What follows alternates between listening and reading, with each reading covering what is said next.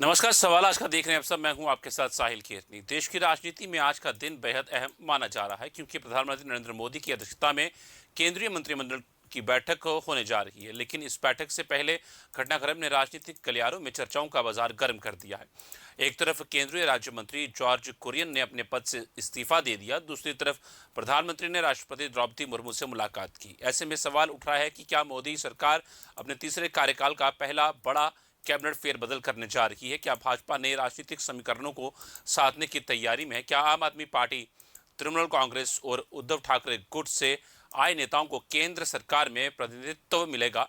क्या पंजाब और उत्तर प्रदेश के आगामी चुनावों को ध्यान में रखते हुए नई रणनीति बनाई जा रही है? और क्या संसद में 2/3 बहुमत के लक्ष्य को लेकर यह फेरबदल अहम साबित होगा? आज इन्हीं सवालों पर होगी बड़ी चर्चा और जानेंगे कि बदलते राजनीतिक समीकरण देश की राजनीति को किस दिशा में ले जा सकते हैं। तीन खास मेहमान हमारे साथ जुड़ चुके हैं और उनसे हम इस चर्चा को आगे बढ़ाएंगे। तीन खास मेहमान हमारे साथ डॉक्टर अविरल मलिक हैं, बीजेपी से स्पोक्सपर्सन। सर धन्यवाद, शुक्रिया समय देने के लिए। जगदीप सिंह है हमारे साथ, कांग्रेस से स्पोक्सपर्सन। सर धन्यवाद, शुक्रिया समय देने के लिए। और डॉक्टर अभिषेक अहलावत हमारे साथ, पॉलिटिकल एनालिस्ट। सर धन्यवाद, शुक्रिया समय देने के लिए। तो शुरुआत करूंगा मैं डॉक्टर अभिषेक अहलावत से। सर, क्या कैबिनेट फेरबदल बदल की संभावना वास्तविक है? राष्ट्रपति से मुलाकात को आप कैसे देखते हैं? नए सहयोगों को शामिल करने का राजनीतिक संदेश क्या हो सकता है? साहिल जी, सर्वप्रथम आपको, आपके दर्शकों को और मेरे को पैनलिस्ट को, बड़े भाइयों को मेरा प्रणाम। देखिए, ये अटकलें बहुत लंबे समय से चल रही थी जो बीजेपी को के घटनाक्रमों को और सरकार की कार्यशैली को फॉलो करते हैं। बहुत समय से ये अफवाहों का बाजार गर्म था कि कुछ बड़ा फेरबदल होने की संभावनाएं लग रही हैं। और जैसे कि ये तो साफ था कि कुरियन साहब क्या को इस बार दोबारा से राज्यसभा का टिकट नहीं मिला, तो उनका कार्यकाल समाप्त होने के बाद उनका जाना तो तय ही था। और जिस तरीके से टीएमसी और शिवसेना के जो गुट टूटे हैं, जो सांसद टूटे हैं, वो जिस तरीके से बीजेपी में आए, तो उनको किसी ना किसी तरीके से तो पार्टी रिवॉर्ड करेगी ही बीजेपी। और एक व्यक्ति जिसका नाम मेरे को बड़ा ही, अगर शिवसेना के खेमे से देखा जाए तो श्रीकांत शिंदे जी, क्योंकि जो उद्धव ठाकरे ग्रुप से 6 सांसद टूट के आए हैं, तो उसमें कहीं ना कहीं उनकी काफी नाम रहा, चर्चाओं में रहा कि वो बहुत ज्यादा उसमें एक्टिव रहे उस डिफेक्शन में। तो ये तो चर्चाएं काफी दिनों से चल रही थी कि अब होगा तब होगा, ये चर्चाओं का बाजार गर्म था। अब देखते हैं आज कुछ ना कुछ जो भी निर्णय लेंगे प्रधानमंत्री मोदी जी और उनके सहयोगी मिलके, वो हम सबके सामने स्पष्ट रूप से आ जाएगा। जी ठीक है सर, मैं करता हूँ दोबारा आपका। मैं जगदीप सिंह जी का रुकना चाहूंगा। सर, किस तरह देखते हैं आप फेरबदल को? इस क्या लगता है आपको, सरकार किस और चल रही है? क्या रणनीति रहेगी? सुनील जी, मेरा अभिवादन स्वीकार कीजिएगा। आप सुन पा रहे हैं मुझे? जी सर, आ रही है आवाज मुझे आपकी। सभी को नमस्कार। देखिए, यूं तो ये भाजपा का आंतरिक मामला है, लेकिन दरअसल आज के इस मौजूदा परिदृश्य में राजनीतिक तौर पर एक तरह का न्यू नॉर्मल, बड़ी सहजता की स्थिति पूरे देश में बनाने की कोशिश की जा रही है। जैसा मेरे मित्र ने कहा कि फला फला टूट कर आया, उनको इनाम मिलेगा, तो वो टूट कर नहीं आए, वो तोड़ कर आए।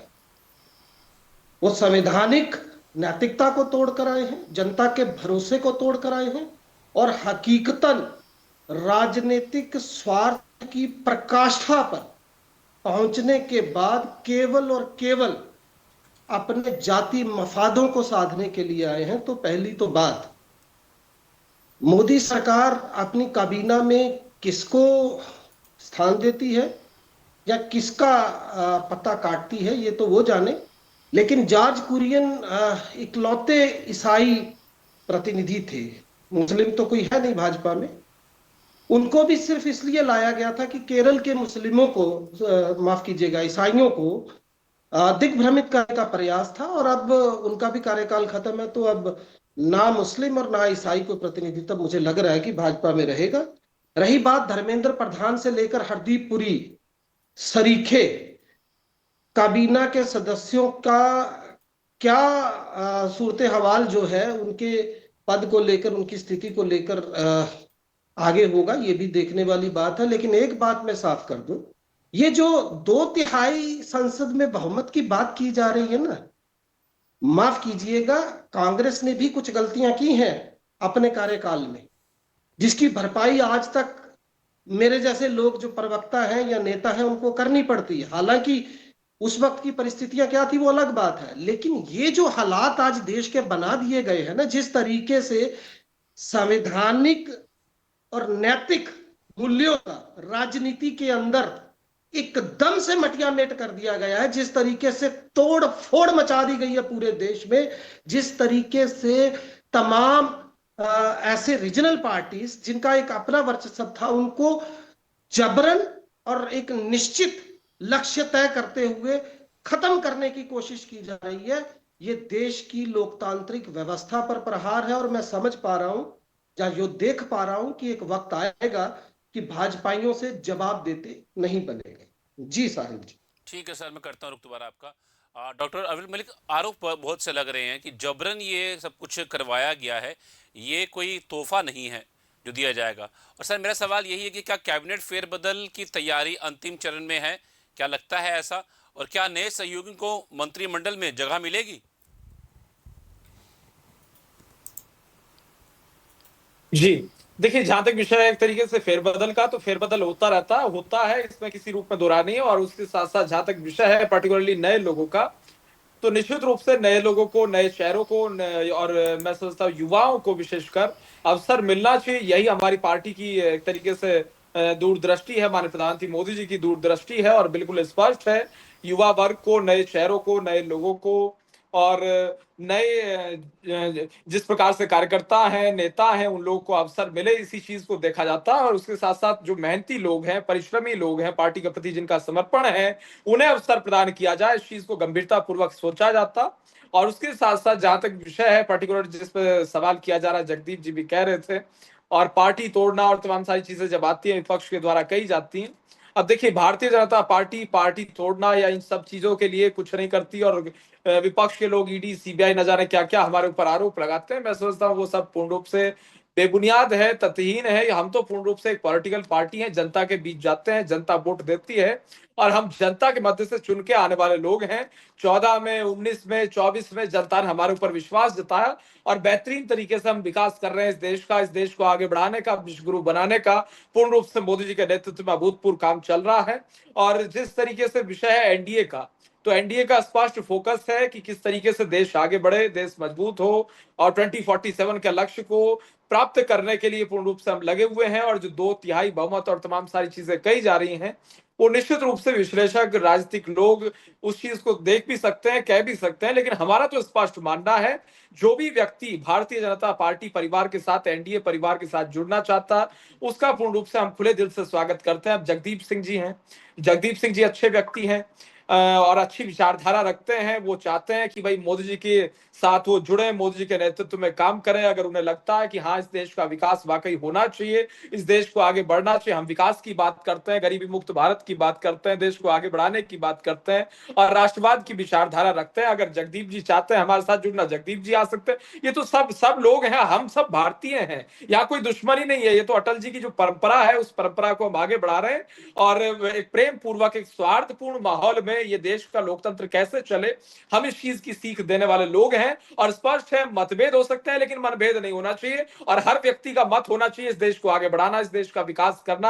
और इसी विश्वास के साथ जो चाहता है बीजेपी देश को आगे बढ़ा रही है और वो चाहता है बीजेपी परिवार के साथ जुड़ना, उसका स्वागत है। वो सोचता है कि वो जिस पार्टी में है उस पार्टी के नेता जो कमिटमेंट करते थे उस पर खरा नहीं उतर रहे हैं, तो वो निश्चित रूप से उसका अधिकार है उस पार्टी को छोड़ने का। तो उसके तहत जो भी लोग आते हैं उनका स्वागत है और हम मोस्ट वेलकम करते हैं सभी ईमानदार लोगों का, निष्ठावान लोगों का और जितने भी अच्छे लोग हैं सबका पूर्ण रूप से स्वागत है। जी ठीक है सर, करता हूँ रुख दोबारा आपका। मैं डॉक्टर अभिषेक अलावा जी का रुख करना चाहूँगा। सर किस तरह देख रहे हैं आप इस पूरे फेरबदल को आपके नज़रिए से, क्योंकि जिस तरह से आपने दोनों प्रवक्ताओं की बातें सुनी ली हैं, उनका आप किस तरह से समझते हैं इन बातों को, और क्या ये 2027 चुनाव की तैयारी आपको लगती है, और one man one post formula ये कितना असरदार है भाजपा के लिए खास तौर पर? देखिए सर्वप्रथम तो मैं कहना चाहता हूं कि जैसा कि अग्रल भाई ने कहा कि जो भी जुड़ना चाहता है हम हाथ खोल के उसका स्वागत करते हैं। तो हकीकत तो यह है कि कल तक जिनके ऊपर ये इल्जाम लगाया करते थे, जिनके विरुद्ध ये इलेक्शन लड़ा करते थे, जिनको ये भ्रष्टाचारी बताया करते थे, जिनको धो धो के ये डुबो डुबो के जूते मारते थे, आज वो इनकी पार्टी में बड़े पदाधिकारी हो गए हैं, आज वो साफ छवि के हो गए हैं। चलिए मानता हूं राजनीति में होता रहता है, परंतु फिर सिद्धांतवाद की बात ना करी जाए कि हम बहुत सिद्धांतवादी हैं। कम से कम ये तो ना कहा जाए कि हम कुछ अलग हटके सिद्धांतवादी हैं, कि पार्टी विद ए डिफरेंस, जो भाजपा हमें अपने आप को सदा कहती थी कि we are party with a difference. मैं जगदीप जी हो सकता है मेरी इस बात से नाराज हो जाए, जो जो काम कांग्रेस ने किए शायद उन कामों से एक दो कदम बीजेपी आगे बढ़ चुकी है। जिस तरीके से जिन लोगों के खिलाफ बीजेपी ने इलेक्शंस लड़े, उन लोगों को ये उन लोगों के सहारे सत्ता के चरम पे तो बैठे रह सकते हैं, सत्ता का सुख ये लेते रह सकते हैं, इसमें कोई दो राय नहीं है। हर पार्टी का यही लक्ष्य होता है कि वो सत्ता में रहे, यही एक पार्टी का फर्ज होता है, हर कार्य उस पार्टी के कार्यकर्ता का होता है। परंतु ये मुखौटा कम से कम उतार के फेंक दें कि हम जो है वी आर होलियर देन दाओ। ये जो कहते हैं ना अपने आप को होलियर देन दाओ, के दूसरों से हम बहुत ज्यादा पवित्र हैं, तो ऐसा कोई गंगा नहीं है बीजेपी कि इसमें जो भी पापी आएगा और वो नहाएगा और उसको ये मंत्री बना देंगे। ये राजनीति है। देखिए जिस तरीके से जॉर्ज जी का जगदीप जी ने कहा, ये बिल्कुल हकीकत है कि उनकी जब तक आवश्यकता थी उनको मंत्री पद में रखा गया, फिर जब उनकी आवश्यकता अब खत्म हो गई तो वो जा रहे हैं। अब यूपी से मुझे उम्मीद है कि यूपी के कुछ लोग जुड़ेंगे, महाराष्ट्र के कुछ लोग जुड़ेंगे और बंगाल के कुछ लोगों को मंत्रिमंडल में जगह दी जाएगी। देखिए राजनीति एम्बिशियस लोगों का खेल है, ये वो गेम है जिसमें एम्बिशियस लोग खेलते हैं। इसमें नैतिकता की बात करना कि ये बहुत ही हम के देश को मजबूत करने के लिए वो बीजेपी से जुड़े हैं, क्षमा करें, ये मीठी गोली, ये लॉलीपॉप, अब जनता इतनी समझदार हो चुकी है कि वो इन सब बातों में आती नहीं है। कांग्रेस ने भी यही काम किए हैं, पहले किए हैं, इसमें कोई दो राय नहीं, और शायद उसी का खामियाजा आज कांग्रेस उठा रही है कि वो सत्ता से बाहर बैठी है। मेरा निवेदन यही होगा, अगर party with a difference BJP खुद को कहती है तो बिहेव लाइक दिस, उसकी तरह थोड़ा व्यवहार भी करके दिखाए, अपने व्यवहार में अपने कर्मों में उसका प्रदर्शन होना चाहिए। अगर यही उद्धव ठाकरे गुट के लोग जो कल तक बीजेपी के विरुद्ध चुनाव लड़के आए, यही टीएमसी के सांसद जो बीजेपी के खिलाफ चुनाव लड़के आए, अगर इन्हें जगह दी जाती है कैबिनेट में या इनको इंक्लूड किया जाता है तो ये तो बिजनेस है। ये इसमें ये समाज सेवा का ढोंग और इस तरह की बड़ी बड़ी बातें कम से कम ना की जाए। ये आप सत्ता में रहने के लिए करना चाहते हैं, आपको नंबर्स की आवश्यकता है राज्यसभा लोकसभा में, तो ठीक है आप करिए, आपके बड़े लक्ष्य हो सकते हैं। परंतु ये कहना कि हम युवाओं को मौका देंगे और ऐसे मौका देंगे, तो क्षमा करें ये बात अब गले नहीं उतरती जी। तो जगदीश जी की किस तरह से देख रहे हैं आप? बड़ी अहम बातें रखी हैं डॉक्टर अभिषेक अहलावत ने, इनको बातों को आप किस तरह देखते हैं, और क्या ये फेरबदल सरकार की मजबूरी आप समझते हैं या ये एक बड़ी रणनीति, और क्या भाजपा सहयोगी के सहारे सरकार चला रही है? विपक्ष इसके बारे में क्या सोचता है, और क्या विपक्षी नेताओं को शामिल करना भाजपा की कमजोरी मानी जा सकती है? साहिल जी, यहाँ तक मैं समझ रहा हूँ मनोवैज्ञानिक तौर पर डॉक्टर साहब के आज एक लंबे अरसे के बाद स्वाभाविक है आहत होना भी चाहिए। यहाँ तक अविरल साहब का सवाल है, स्कॉलर आदमी है, प्रबुद्ध व्यक्ति हैं और बड़ा सम्मान है उनके लिए मेरी नजरों में। मैं शुक्रगुजार हूं आपने आमंत्रित किया, लेकिन ये सवाल विचारधारा का है। अब मैं कुछ बातें और तथ्य आपके सामने रखना चाहूंगा। इस देश ने पहली मर्तबा देखा साहिल जी कि एक व्यक्ति कैमरे पर रिश्वत लेते पकड़ा जाए। भारतीय जनता पार्टी का सर्वोच्च नेता प्रधानमंत्री नरेंद्र मोदी कसकर तंज कसते हैं, बावजूद उसके वो मुख्यमंत्री बनता है। मोहन यादव को लेकर जो खुलासा अभी हाल इंडियन एक्सप्रेस ने किया है, किसी भूमिका की मुझे आवश्यकता नहीं है। मैं कुछ नाम और बता दूं। अजीत पवार, जिसे आप नेशनल करप्ट पार्टी कहते थे, महाराष्ट्र स्टेट कोऑपरेटिव बैंक घोटाला case close.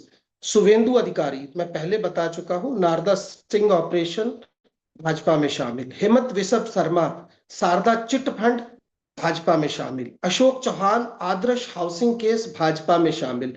Praful Patel Indian airline merger case close Bhajpa में शामिल। Pratap Sarnaik NSEL scam. CM Ramesh forgery case of false signature. Ravinder Singh Amarinder Singh के बेटे इनकम टैक्स फ्रॉड मामला क्लोज।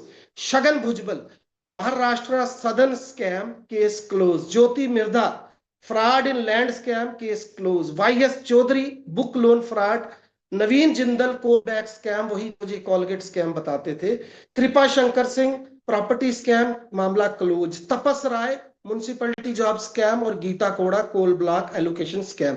ये 25 नाम मैंने आपको बताए। देखिए, एक बात आज आपको बड़ी ईमानदारी से कहना चाहूंगा, किसी भी पार्टी के लिए ये कतई संभव नहीं है, क्योंकि कोई भी राजनीतिक जमात खास तौर से जब वो राष्ट्रीय स्तर पर होती है तो वो ये तय कर सके कि उसके साथ जुड़ा हर व्यक्ति या हर नेता दूध का धुला होगा। ये सच बात है।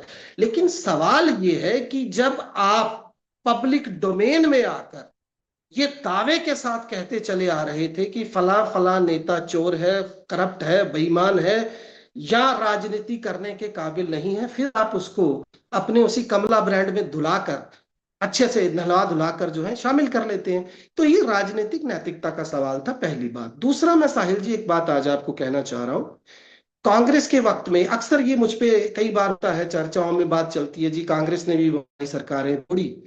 तो मैंने जब इस पर बड़ी गंभीरता से मनन किया तो बहुत सारी बातें निकलकर सामने आई, और जब आप उन सबको देखेंगे तो ये बात कुछ हद तक सही है। इसमें एसआर बमई का केस भी आएगा, इसमें मोरारजी देसाई द्वारा तोड़ी गई उन 9 सरकारों का जिक्र भी आएगा। तो एक लंबा मामला है। लेकिन दिक्कत क्या है कि ये जो अघोषित आपातकाल विगत हम 12 सालों में देख रहे हैं साहिल जी, आज इस देश में निश्चित तौर पर मानिए संविधान खतरे है। आप जम्मू कश्मीर से शुरू हो जाइए, पीडीपी भाजपा ने पूरी तरह से राजनीतिक तौर पर उसे खत्म कर दिया। पंजाब में सुखबीर बादल एंड पार्टी खत्म। दिल्ली में आम आदमी पार्टी को लंदा बांध दिया गया।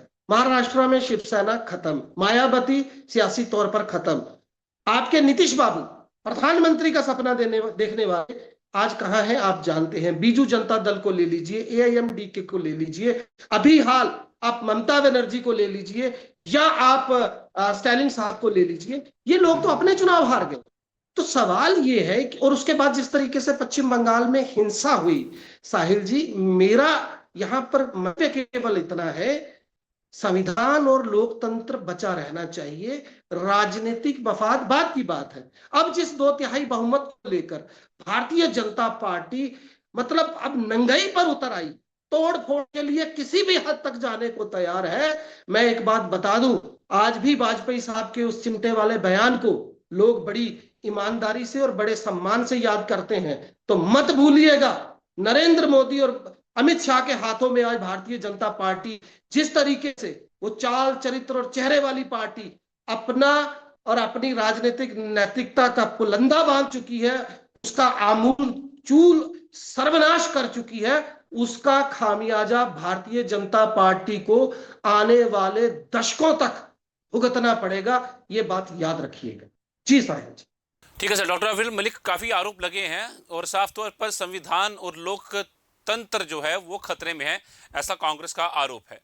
और आपको क्या लगता है कि इस सरकार की क्या छवि मजबूत होगी फेरबदल से? क्या चुनावी राज्यों को ध्यान में रखकर ये कुछ अहम फैसले जो हैं वो लिए जा सकते हैं? नहीं, देखिए, जहां तक विषय लोकतंत्र का, संविधान का, कानून का, तो ये देश अगर चल रहा है, या अगर मुल्क चल रहा है, तो कानून, संविधान, लोकतंत्र के आधार पे ही चल रहा है और बड़े मजबूती के साथ चल रहा है, ये स्पष्ट है।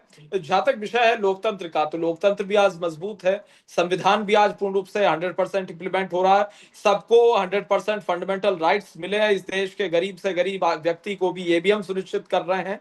इक्वालिटी का सबको राइट मिले, ये भी हम सुनिश्चित करने का काम कर रहे हैं। सबका सम्मान हो, ये भी सुनिश्चित किया जा रहा है। इकोनॉमिक राइट्स हो, ये भी सुनिश्चित हो रहा है। तमाम सारी चीजें हैं, उसमें मैं नहीं जाना चाहूंगा, बहुत लंबा, क्योंकि वो हो जाएगा। लेकिन उसके साथ साथ आज जुडिशरी मजबूत है, मीडिया भी मजबूत है, और पॉलिटिकली अगर बात कर जाए तो लेजिस्लेचर भी मजबूत है, एग्जीक्यूटिव भी मजबूत है। और उसके साथ साथ जब सवाल आता है भारतीय जनता पार्टी का, तो भारतीय जनता पार्टी किसी पार्टी को नहीं तोड़ती है। अगर कोई व्यक्ति स्वयं चाहता है भारतीय जनता पार्टी में शामिल होना, भारतीय जनता पार्टी की नीतियों से प्रभावित होकर वो चाहता है जुड़ना, तो अगर उसे रोका जाए तो यह नाइंसाफी है। अगर उसका लक्ष्य है, अगर उसका मकसद है, फॉर एग्जाम्पल मैं एक व्यक्ति का उदाहरण देता हूं, कोई एक व्यक्ति है, वो अपनी राजनीति में आया है इस चीज को उद्देश्य बना के कि वो इस देश का विकास करेगा, किसानों के हित में फैसले लेगा और उसके साथ साथ जनता के मध्य में जाके एमएलए एमपी बन के उस क्षेत्र की जनता का विकास करेगा, और जिस पार्टी से वो चुनाव लड़ता है, जिस पार्टी से उसे टिकट मिलता है, उस पार्टी से वो जीत भी जाता है, लेकिन जीतने के पश्चात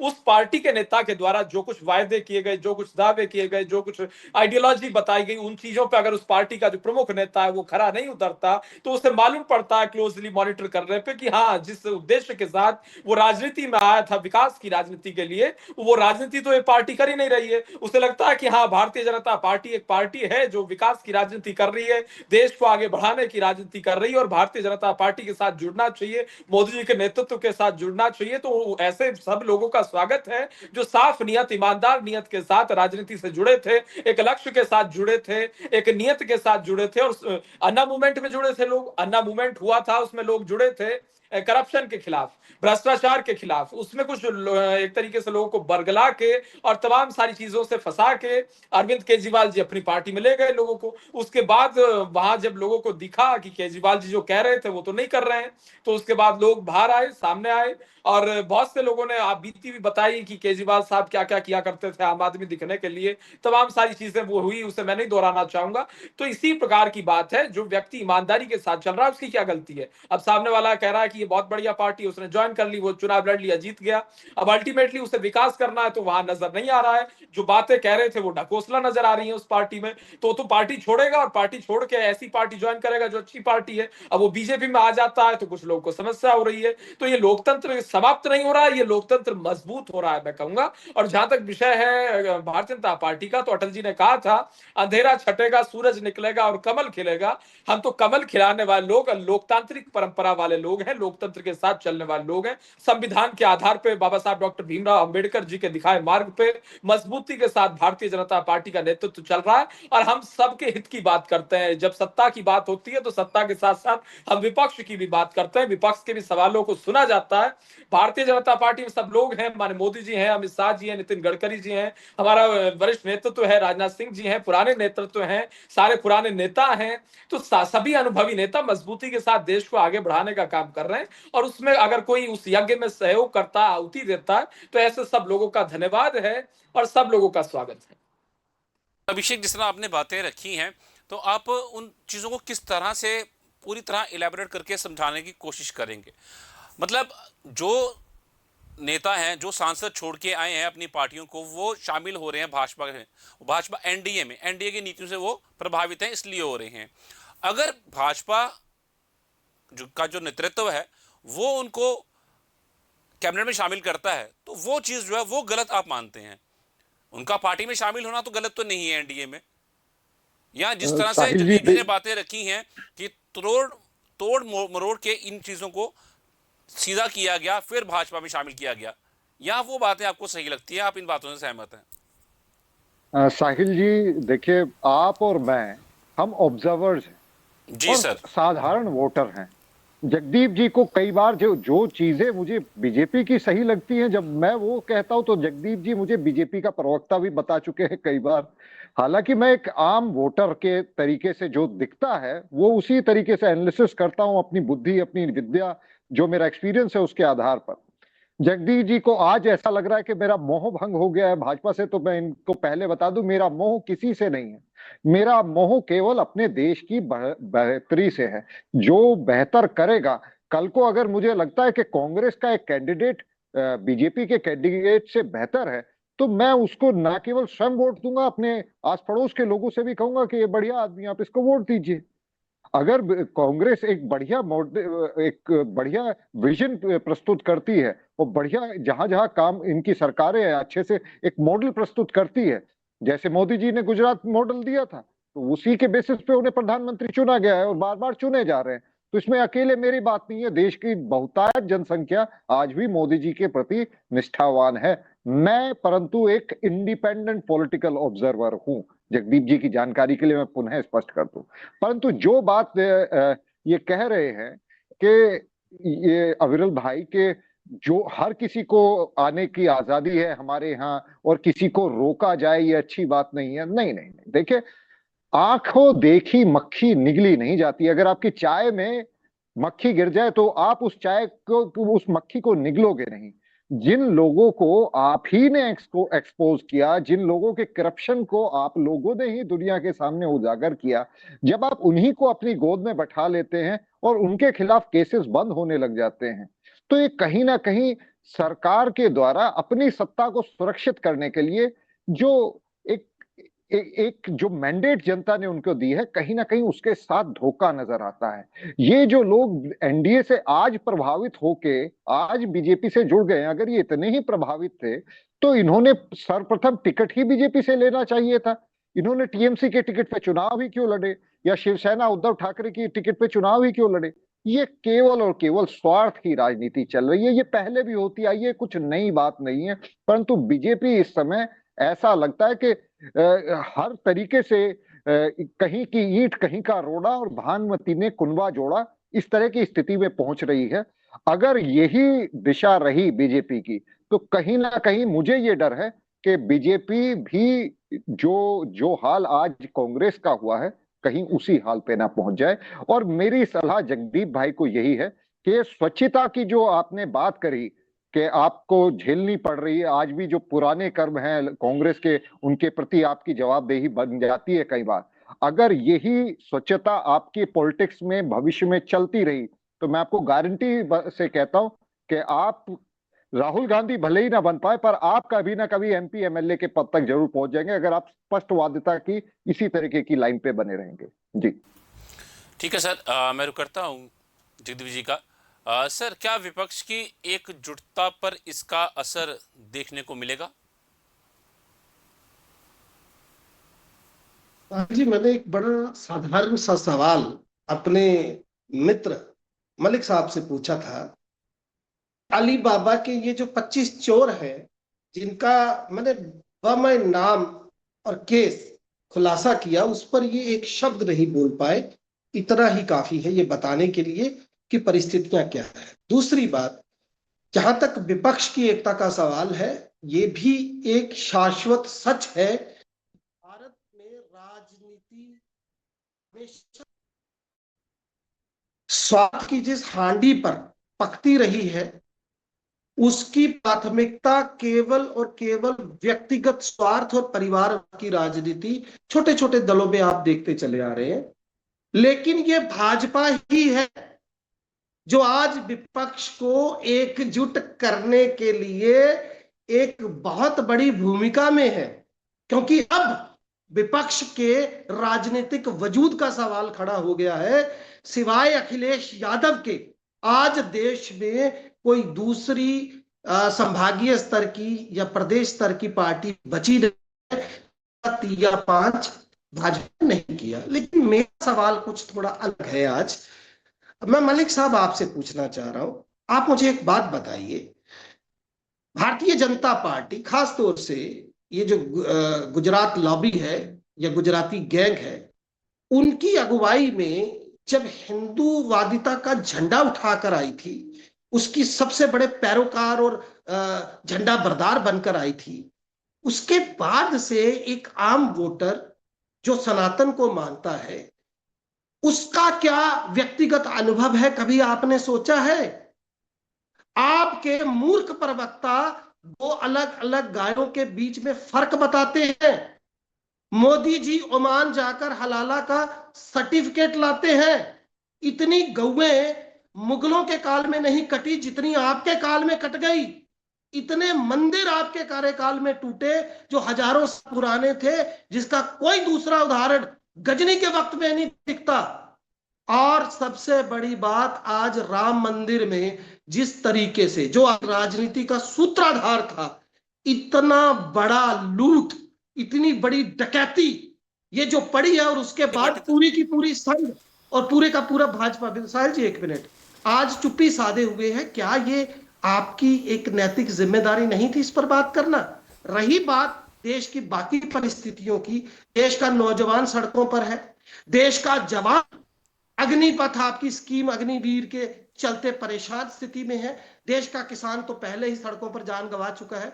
तो मुझे बताइए, देश में कौन सा ऐसा वर्ग है जो हमारे विश्व गुरु नरेंद्र मोदी, हमारे प्रधानमंत्री जी की अगुवाई में खुद को सुरक्षित महसूस कर रहा है? ये जरा बताइए लोगों को जनाब। मैं ये पूछने का प्रयास आपसे कर रहा था। और अली बाबा के इन 25 चोरों के बारे में आपके मुखारबिंद से कुछ ना कुछ निकले तो मैं आभारी रहूंगा। जी साहिब। ठीक है सर जी। डॉक्टर अब्दुल मलिक किस तरह देंगे जवाब इन बातों का आप? और मेरा सवाल यही है कि क्या कुछ वरिष्ठ मंत्रियों को जिम्मेदारी उनकी बदलेगी और ये मोदी सरकार 3.0 का सबसे बड़ा फेरबदल होने वाला है? नहीं, वो तो देखिए जैसे भी होता है वो सबके सामने आएगा, पब्लिक डोमेन में सब पूर्ण रूप से आएगा। नंबर 2, जहां तक विषय है पर्टिकुलरली जो जगदीप जी ने कहा उसका पहले मैं जवाब देता हूं, उसके बाद मैं आता हूं। जगदीप जी ने जो कहा उसका मैं इस रूप में जवाब देना चाहूंगा। जहां तक विषय है ईडी और सीबीआई का और तमाम सारी संस्थाओं का, जांचों का, पुलिस केसेस का और एक तरीके से कोर्ट में जो केसेस चल रहे हैं उनका, स्कैम्स का, तमाम सारी लिस्ट गिनाई थी जगदीप जी ने भी कि ये फलाना व्यक्ति के ऊपर फलाना स्कैम और तमाम सारी चीजें।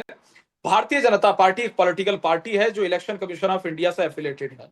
उसी प्रकार से कांग्रेस पार्टी एक पॉलिटिकल पार्टी है जो इलेक्शन कमीशन ऑफ इंडिया से एफिलेटेड है। जैसे आपकी पार्टी है ऐसे ही भारतीय जनता पार्टी है जो इलेक्शन कमीशन ऑफ इंडिया में एफिलेटेड है। हमारा कोर्ट से कोई संबंध नहीं है। सुप्रीम कोर्ट ऑफ इंडिया से, हाई कोर्ट से, डिस्ट्रिक्ट कोर्ट से हमारा कोई किसी रूप में संबंध नहीं है। वो जुडिशरी है, जुडिशरी अपने आधार पर तय करती है। और मैं एक उदाहरण भी दे देता हूं बहुत अच्छा सा। जहां तक विषय है जेल भेजने का, जेल भी कोर्ट भेजती है, बेल भी कोर्ट देती है। लेकिन दुर्भाग्य यह है जब जेल व्यक्ति जा रहा होता है विपक्षी राजनीतिक दल का, तब कहता है कि मोदी ने जेल भेज दिया, मोदी जी ने जेल भेज दिया। और जब छुटता है, जब बेल मिल जाती है, तब कहा जाता है कि कोर्ट ने बेल दे दी। लेकिन ओरिजिनलिटी यह है कि जब भी कोर्ट ही जेल भेज रही होती है और बेल भी ग्रांट कोर्ट ही कर रही होती है।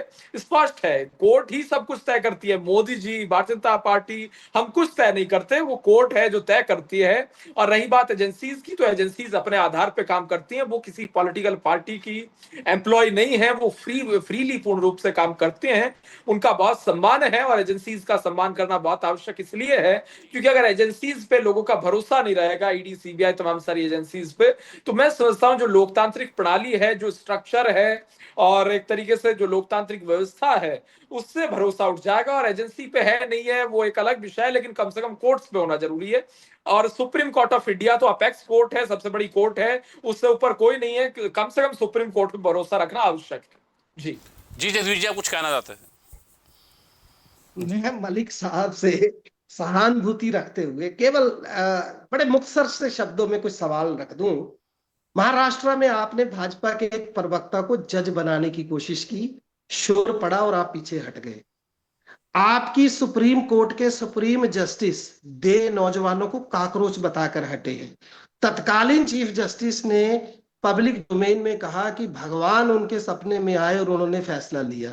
इसके अलावा मैं अगर बात करूं तो दिल्ली में जस्टिस वर्मा के घर से पकड़ी गई एक्सीडेंटल फायर के बाद करोड़ों की नकदी, या इलाहाबाद कोर्ट के जस्टिस यादव का कठमुल्लों वाला बयान, या फिर अमित शाह के वकील का जज बनना और राहुल गांधी को 2 साल की सजा देना, या फिर out of the time bound promotion करना, और आज इस देश में एक साथ सुप्रीम कोर्ट के 4 जस्टिस का देश की सरकार के खिलाफ प्रेस कॉन्फ्रेंस करना, ये वो तमाम बातें हैं जो बता रही हैं कि इस देश की कार्यपालिका, विधानपालिका और न्यायपालिका आज सत्ता की ड्यूटी पर नतमस्तक है, रीढ़वहीन है और देश के संवैधानिक मूल्यों के साथ, लोकतांत्रिक व्यवस्था के साथ समझौता कर चुकी है।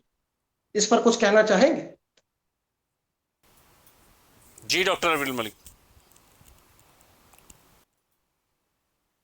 नहीं, बिल्कुल। देखिए जगदीप जी के द्वारा जवाब दिया गया इस विषय पे, मैं भी इस चीज को स्पष्ट कर देता हूं। देखिए जो हमारा संविधान है, जो न्याय व्यवस्था है, वो न्याय व्यवस्था है, उस पर विश्वास करना संविधान पे, लोकतांत्रिक प्रणाली पे आवश्यक है। लेकिन जहां तक अपवाद की तमाम सारी बातें की गई, कुछ करप्शन की बातें की गई, अगर कोई करप्ट है तो क्या न्यायपालिका से विश्वास उठ जाएगा? क्या लोकतंत्र से हमारा विश्वास उठ जाएगा? नहीं, बिल्कुल नहीं। अगर कोई पर्टिकुलर व्यक्ति करप्ट है तो पर्टिकुलर व्यक्ति को करप्ट कहा जा सकता है। वो भी तब कहा जा सकता है जब कोई ऑफिशियल उसका डाटा सामने आता है, तो उसमें हम भी कहेंगे, जगदीप जी भी कहेंगे, हमें क्या दिक्कत है। अब उसके सीबीआई साथ रिटायरमेंट के 1 महीने के बाद या 2 महीने के बाद राज्यसभा जाते हैं, कोई गवर्नर बनता है, कोई अपने खिलाफ महिला के यौन प्रताड़ना के मामले पर खुद फैसला सुनाता है और खुद को निर्दोष बताता है। क्या बात कर रहे हैं आप? मैंने 4 चीफ जस्टिस फार्मर्स की बात की है आपसे, मैं एक व्यक्ति की बात नहीं कर रहा। मैंने आपको पौना दर्जन उदाहरण दिए हैं, ठीक है सर। कम से कम नौजों के बारे में बताया। जनाब क्या बात कर रहे हैं आप? ठीक है जी सर। बिल्कुल बिल्कुल। देखिए, जहां तक विषय है जगदीप जी के सवाल का, हमारा स्पष्ट मानना है इस चीज को लेके। स्ट्रक्चर एवं विश्वास हमारा भी है, उनका भी है, सबका विश्वास बना रहे, हम इसी चीज को कहते हैं। अगर कोई सवाल है, सवाल डिबेट में भी करें, संसद में भी करें, सदन में भी करें, लोकसभा राज्यसभा हर फोरम पे करें, हम जवाब देने को तैयार हैं। और रही बात केसेस की, केसेस किसी के नहीं हटेंगे, इस चीज को मैं स्पष्ट कर देता हूं। अगर किसी पे केस चल रहा है, किसी पे एफआईआर है, किसी पे मुकदमा है, किसी का जो है केस हाईकोर्ट में पेंडिंग है संबंधित किसी भी, तो केस चलेगा। केस अपनी जगह, पार्टी अपनी जगह। पार्टी वो बीजेपी ज्वाइन कर रहा है, क्या कर रहा है क्या नहीं कर रहा है एक अलग विषय है, लेकिन केस अपने अपने तरीके से चलता है, अपने तरीके से चलेगा। केस हटने लगने का सवाल ही पैदा नहीं होता। हमारी कहां से इतनी पावर हो गई हम केस एक तरीके से लगाएंगे या हटाएंगे? वो तो हाईकोर्ट है, संबंधित कोर्ट्स हैं, उनका सम्मान है। वो अपने तरीके से मेरिट्स के आधार पर वहां फैसला होता है, मेरिट के आधार पर फैसला होगा। और न्यायपालिका का सम्मान करना मैं समझता हूं बेहद आवश्यक है। जी जी डॉक्टर अभिषेक रावत, क्लोजिंग कमेंट। साहिल जी, ऐसा लगता है कि जगदीप जी के द्वारा पूछे गए सवालों का अविरल जी जवाब देना नहीं चाहते, परंतु हकीकत यह है कि जब तक कांग्रेस की सरकार रही, जब राजीव गांधी जी थे, उन्हीं की सरकार के समय पे ये फैसला उस समय की कोर्ट ने लिया कि राम मंदिर के दरवाजे खोले जाएं। जब तक कांग्रेस की सरकार रही, राम मंदिर के ऊपर किसी भी जज की हिम्मत नहीं हुई कि फैसला दे दे या जवाब दे दे। तो देखिए, ये कह देना कि कोर्ट्स पूरी तरीके से इंडिपेंडेंट होती हैं, ये बेमानी बात होगी। बीजेपी के शासन में ये हमेशा इस बात का श्रेय लेते हैं कि हमारी सरकार आई तो देखिए राम मंदिर बन गया। तो फिर आप ये श्रेय कैसे ले लेते हैं कि राम मंदिर बन गया? देखिए, आपने इन्फ्लुएंस किया, सत्ता, आप शक्ति है, आप सरकार है सर, अविरल भाई, आप इस चीज से मुंह नहीं मोड़ सकते, जिम्मेदारी आपकी है। अगर करप्ट लोगों के ऊपर एक्शन नहीं हो रहे तो उसकी जिम्मेदार बीजेपी है। अगर एक सुप्रीम कोर्ट के जस्टिस के यहाँ 90 करोड़ नकदी पाई जाती है और उसके ऊपर कोई कार्रवाई नहीं होती, तो उसकी जिम्मेदारी से आप अपने पीछा नहीं छुड़ा सकते अविरल भाई। ये आप लोगों के को मानना पड़ेगा। और इससे एक आम वोटर, एक आम पॉलिटिकल ऑब्जर्वर, जिसको किसी पार्टी से कुछ लेना देना नहीं, ये व्यथित है कि करप्शन आज भी इस देश की सबसे बड़ी समस्या है। जी ठीक है सर, धन्यवाद आपका हमारे जुड़ने के लिए। डॉक्टर अरविंद मलिक, धन्यवाद, शुक्रिया समय देने के लिए। जगदीप सिंह जी, आपका भी धन्यवाद सर, शुक्रिया समय देने के लिए। डॉक्टर अभिषेक रावत सर, आपका धन्यवाद, शुक्रिया समय देने के लिए और कीमती साझा करने के लिए। तो आज की चर्चा में यही सबसे बड़ा सवाल है कि क्या मोदी सरकार अपने तीसरे कार्यकाल का सबसे बड़ा राजनीतिक दांव खेलने जा रही है? क्या कैबिनेट फेरबदल के जरिए नए सहयोगियों को साधा जाएगा या फिर चुनावी राज्यों को ध्यान में रखते हुए नई टीम तैयार होगी? राष्ट्रपति से मुलाकात, मंत्रियों के इस्तीफे और बदलते राजनीतिक समीकरणों ने अटकलों को जरूर तेज किया है, लेकिन अंतिम फैसला क्या होगा, इस पर पूरे देश की नजर टिकी हुई है। फिलहाल के लिए बस इतना ही। द अर्थ न्यूज पे खबरों का सिलसिला यूं ही चलता रहेगा। मुझे दीजिए इजाजत, नमस्कार।